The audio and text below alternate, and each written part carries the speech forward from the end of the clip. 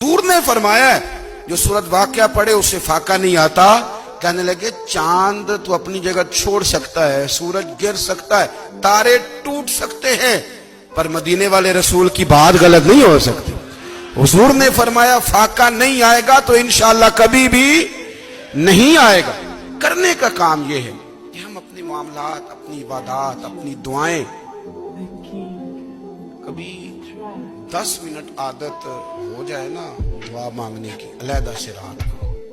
حضور نے فرمایا جو فرض نماز کے بعد دعا مانگے اللہ اس کی قبول کر لیتا ہے. نبی پاک صلی اللہ تعالی علیہ وسلم نے فرمایا اللہ مسافر کی دعا قبول فرماتا ہے. حضور نے فرمایا اللہ مظلوم کی دعا قبول فرماتا ہے. حضور نے فرمایا بیمار سے دعا کراؤ اللہ اس کی دعا قبول فرماتا ہے. میرے نبی پاک نے فرمایا ماں باپ جب بھی اولاد کے لیے ہاتھ اٹھائیں, ویسے تے بلے شاہ تو آسمانی اڈدیاں ہی پھڑ دیں, جہاں گھر بیٹھا انہوں بڑھیا ہی نہیں. حضور فرمانے لگے ماں باپ جب بھی اولاد کے لیے دعا فرمائیں اللہ ان کی دعا کو قبول کرتا ہے. حضرت عمر کے زمانے میں نا ایک نوجوان تھا, نیک تھا, مسجد جایا کرتا تھا رات کو. تو مسجد جا رہا تھا تو رستے میں ایک عورت نے دعوت گناہ دی. ابن عساکر نے اس کو لکھا ہے. تو نوجوان تھا, خواہشات تھی, کچھ طبیعت مائل ہو گئی. ابھی ادھر جا ہی رہا تھا کہ کسی نے آیت پڑھ دی والی من خاف مقام ربی جنتان, جو رب کے سامنے کھڑے ہونے سے ڈرے گا اللہ 2 جنتیں دے گا. واقعی ڈر گیا, وہ واقعی ڈر گیا. اتنا ڈرا کہ بے ہوش ہو کے گر پڑا. بیماری سے لوگ بے ہوش ہوتے ہیں, پیسے ڈوب گئے بے ہوش ہوتے ہیں, بچے کے غم میں بے ہوش ہوتے ہیں. سچ بتاؤ کبھی خوف خدا سے بھی بے ہوش ہوتا کوئی دیکھا ہے؟ ہمارے ہاں تو روز مرہ ہی نہیں ہے بھائی. اور بڑی باتیں ہیں بے ہوش ہونے کی, ڈرنے کی, غش کھانے کی. بے ہوش ہو کے گر پڑا. بوڑھے باپ کو کسی نے بتایا بچہ بے ہوش پڑا ہے, اٹھا کے گھر لائے. گھر لا کے کہا بیٹا کیا ہوا؟ نوجوان ہے, چڑھتی جوانی ہے, پر پاکیزہ بڑی ہے. کہنے لگا ابا جی گناہ کی طرف چلا گیا تھا, پر میں نے آیت سن لی جو اللہ کے سامنے کھڑے ہونے سے ڈرے گا رب 2 جنتیں دے گا. میں ڈر گیا تھا, رب واقعی 2 جنتیں دے گا.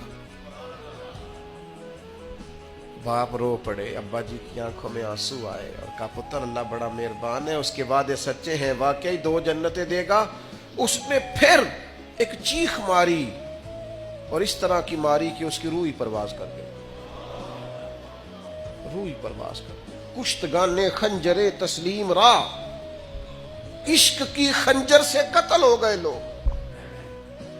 صبح حضرت عمر کو پتا چلا کہ انہوں نے تو رات جنازہ بھی پڑھ دیا, تدفین بھی کر دی. جناب عمر فرمانے لگے اتنا نیک نوجوان خوف خدا سے دنیا سے چلا گیا, مجھے کیوں نہیں بلایا میں جنازہ پڑھتا.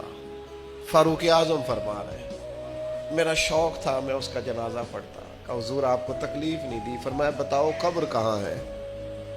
تے کامل پیر انہاں دے باہو قبر جنہاں دی جیوے. حضرت فاروق اعظم قبر پہ تشریف لے گئے اور کھڑے ہو کے فرمانے لگے نوجوان مجھے امید ہے میرے رب نے تجھے 2 جنتیں دی ہوں گی. ابن عساکر کھول کے دیکھو تاریخ بغداد نے کیا لکھا ہے. حضرت سیدنا فاروق نے فرمایا امید ہے 2 جنتیں دی ہوں گی. قبر کے اندر سے بولا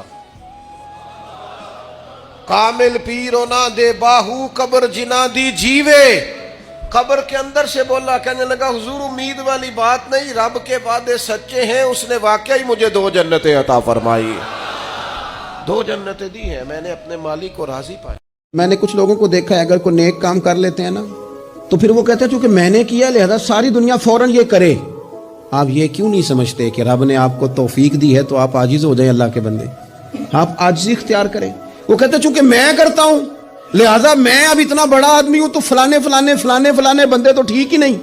حضرت سعدی شیرازی کہتے ہیں کہ تہجد کا ٹائم تھا. پرانے زمانے میں نا لوگ مسافر اکثر رات مسجدوں میں آ کے گزارتے تھے.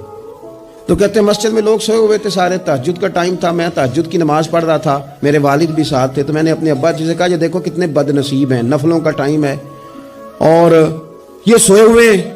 تو فرماتے ہیں میرے والد کہنے لگے کاش تو بھی سویا ہی رہتا, لوگوں کے کپڑے تو نہ پھاڑتا. او خدا کے بندے اگر تو نے پڑھی ہے تو تیرا اور رب کا رشتہ ہے. इसकी बुनियाद पर तो दूसरों को हकीर जानने लग गया है। इल्म पढ़े दा मान न करिए माता खी मैं पढ़िया, ओ जब्बार कहार कहावे मते रोड देवे दुध कड़िया।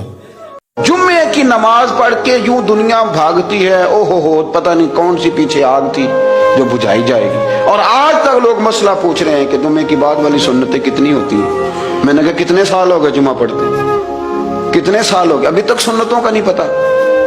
अभी तक ने इल्म के पहले कितनी रखते हैं और बाद में कितनी रखते हैं। फजर की सुन्नतें कब पढ़नी चाहिए, सुनो फजर की सुन्नतों के बारे में। मेरे रसूल करीम सैयद आलम सल्लल्लाहु ताला अलैहि वसल्लम से एक सहाबी ने पूछा था, हुजूर मेरी फजर की सुन्नतें रह गईं या रह जाती हैं तो हुक्म क्या है, क्या अंदाज है हुजूर का।